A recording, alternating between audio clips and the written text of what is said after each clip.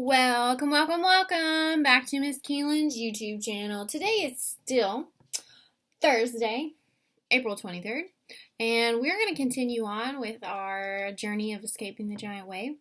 We are reading chapter 10 out of 12. And without further ado, we're going to continue on with chapter 10. Kyle and BB have run away. They are running as far inland as they possibly can under the recommendation of Josie and Norm. They have had to leave Josie and Norm farther behind. They're an older couple and they couldn't make it as far inland. Their legs are tired. But where we left off, there were two eyes glowing, staring at them in the woods. So we've got to see who or what is about to join them.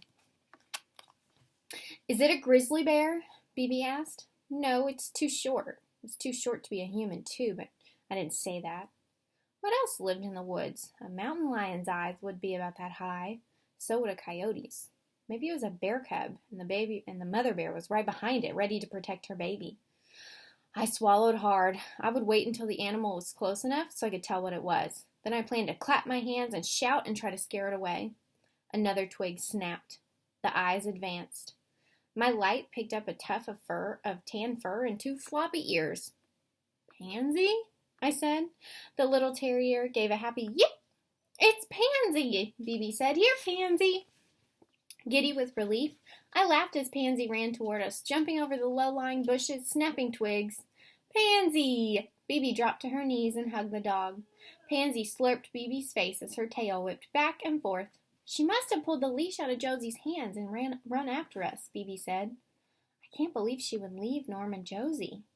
Well, Norm said she loves kids. Maybe she just wanted to be with us. I shined the light back and forth in the woods where Pansy had come from, thinking Norm and Josie would follow her and try to catch her. Norm, I called. Josie? There was no answer.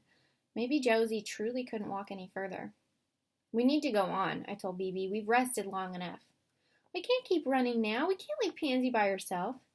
Pansy will come with us. If she has trouble getting through the bushes, I'll carry her the way Norm did. I want to hold her leash. That's when I realized that Pansy's red leash was not dangling from her collar. The leash is gone, I said.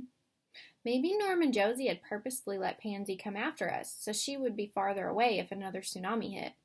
Maybe they were hoping to save their little dog, whether they were safe themselves or not. I felt bad for them, knowing they would be worried about Pansy. They had been so kind to us. I wished I had a way to let them know that Pansy had found us, that we would take care of her and we would bring her back when the danger was over. That is, we'd bring her back if we survived. We went deeper into the trees. I felt as if I were having a nightmare, the kind where I know I'm in danger and it's imperative to run away, but I can't seem to make my legs work. I wished I had paid more attention to the maps of the Oregon coast that Dad had shown us when we were planning this trip. In particular, I wondered what lay straight east of Fisher Beach. If we were running away from the ocean, and I hoped we were still going in that direction, although I knew it was possible now that we were disoriented and going around in circles. I wished I knew what was ahead of us. Would we eventually come to a road, a town, some farms, or did these lonely woods go on for miles? Pansy stopped. Come, Pansy, BB said. This way. The terrier, who moments before had willingly trotted alongside us, now stood stiff-legged, refusing to budge. Is she hurt? I asked. Is her paw caught in something? I shined the light on Pansy. The dog was shaking with fear. It's okay, Pansy, I said. Woof! A sharp bark made me jump and sent a shiver of premonition up my back. Did Pansy sense something that I couldn't yet know? Woof, woof, woof! It was the same bark Pansy had given just before the other tsunami hit. Another wave is coming, BB said. I swung the flashlight in a circle, looking for a safe place to wait. We were near a large tree and put both arms straight out sideways. The tree trunk went from one fingertips of one hand to the fingertips of the other. Come here, I said. We're going to stand on the far side of this big tree. If another wave comes, this tree will protect us. It was a sturdy shield, but would it really be strong enough to protect us from a tsunami? BB followed me to the back side of the tree. Stand as close to it as you can, I said. Press up against the bark. BB stepped up on a large root that angled away from the bottom of the tree and leaned her forehead against the trunk. I turned off the light and put it in my pocket. Then I gathered the terrified dog in my arms and stood directly behind Bibi. I felt Bibi's shoulders shake, and I knew she was crying. Turn around, I said. Put your back against the tree and face me. We're going to make a dog sandwich. Bibi turned, wiping her nose on the back of one hand. Dog sandwich? You and I are the bread, and Pansy's the filling in the middle, I said. Bibi put her arms around Pansy. Good dog, she whispered. You're a good, good dog. Pansy's tail swished against me as she licked the tears from Bibi's cheeks. I wondered how I could make up a silly joke about a dog sandwich when I was fearful that we were going to die any minute. Still, my words had helped. Bibi wasn't crying anymore, and now that we were holding her close, Pansy had stopped shaking. If disaster strikes, I thought, I've spent my last few minutes on Earth hugging a dog and calming my sister's fears. Those are good things, but I didn't want these to be my last minutes on Earth. I didn't want to die making a dog sandwich, or running through the woods, or any other way. I wanted to live. I wanted to survive the tsunami and find Mom and Dad and go home to Kansas. I wanted to play baseball and hang out with my friends and read some good books and ride my scooter, and I heard what Pansy must have heard a few minutes earlier. Here it comes, Bibi said. We huddled behind the tree and listened to the second giant wave roar toward us. I could tell from the sound that it was higher than the first one had been and coming farther inland. Pansy began to tremble again. It's coming over the top of the hill, Bibi shouted. I tightened my hold on Pansy and pushed closer to Bibi. I heard trees crash to the ground, and for one awful moment I feared I had made a terrible mistake by staying behind this big tree. What if the force of the water pushed the tree over top of us, and then it trapped us beneath it? Well, it was too late to change my mind. The fastest runner in the world would have been able to escape the wave when it was this close. The water thundered forward. I ducked my head down, shielding Bibi, and braced my legs to keep my balance. It's going to hit us, Bibi screamed. We should have run inland sooner, I thought. Instead of staying with Norm and Josie and watching the people on the beach with their bonfire, we should have kept going. We should have run as far and as fast as we could. The warning sign had said so. Why had I only followed half of the instructions? Small stones propelled forward by the water hit our tree, then bounced to the ground like hailstones. I closed my eyes. Pansy whimpered. Bibi pulled me even closer. The wave splashed to earth just before it reached us. It must have crested over the treetops, because now I heard water smashing down on the woods we had run through minutes before.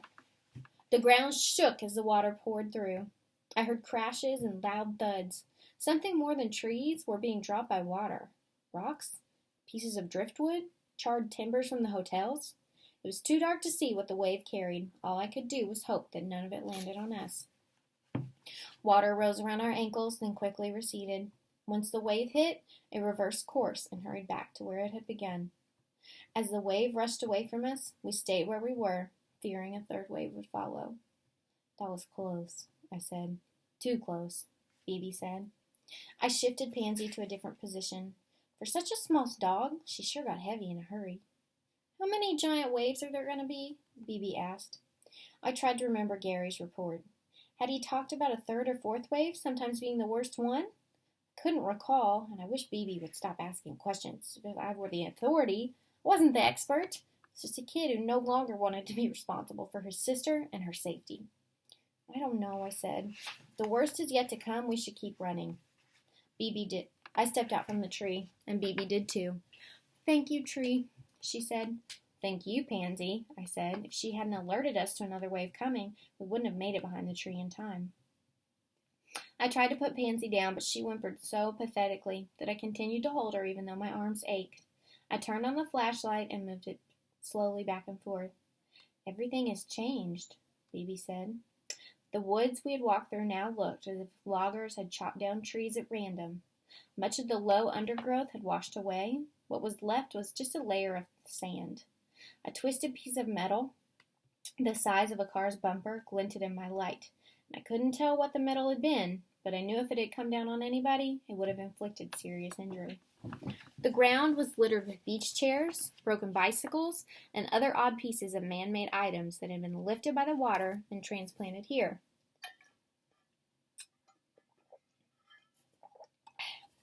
I stopped my light on a large rectangular piece of wood that stuck out of the ground at one angle, one corner of it jammed into the dirt. It's a sign, Bibi said as she walked closer to it. It's the big sign from the front of the Totem Pole Inn. The foot-high carved letters and the life-size totem faces were black from the fire. The sign had been mounted on two tall logs the size of telephone poles near the front door of our hotel. I thought about the power necessary to rip that heavy sign free and carry it to the top of this hill. I wonder if Norm and Josie are okay, Bibi said. I was really afraid they weren't, since the wave had landed right where they had been, but I didn't say that. I didn't even want to think about it. I couldn't hold Pansy any longer. I set her down. The dog sniffed the sign, then rolled in the wet sand. Her fur was a mess, but that didn't matter. She was alive, and that's all that mattered for Pansy, for Bibi, and for me. We were alive. I cupped my hands around my mouth and shouted, Norm? Josie? Can you hear me? My words floated away like soap bubbles. We'd better keep going, I said. No, I can't run anymore. I'm worn out. There might be another wave, Bibi, even bigger than that one. I don't care, Bibi said. I'm too tired to run anymore. I need to rest. Her face was pale, her arms were scratched from running through the woods, and I knew she wouldn't make it much farther no matter how desperate our situation. My burned hand throbbed, my head ached, my legs felt like rubber. Bibi was right. We both needed to rest. I don't have the energy to keep running either, I said. If another wave comes this far, we'll stand behind our big tree again and hope for the best. Good. I'm going to sit right here and wait for Mom and Dad to find us.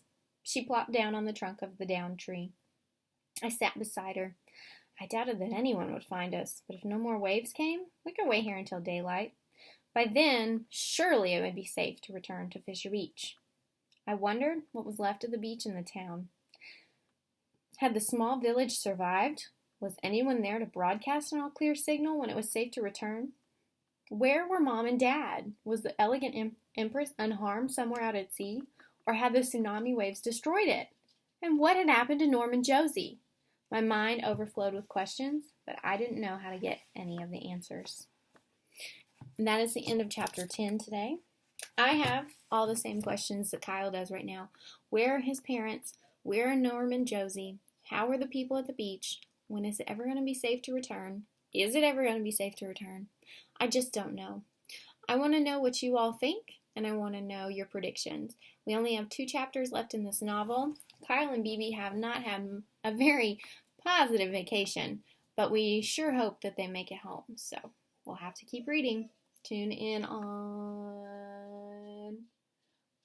next Wednesday. You have to wait until next Wednesday to hear the last 2 chapters. All right, friends. I'll see you later. There's Wrigley. I'm sorry she wouldn't stop whining, though.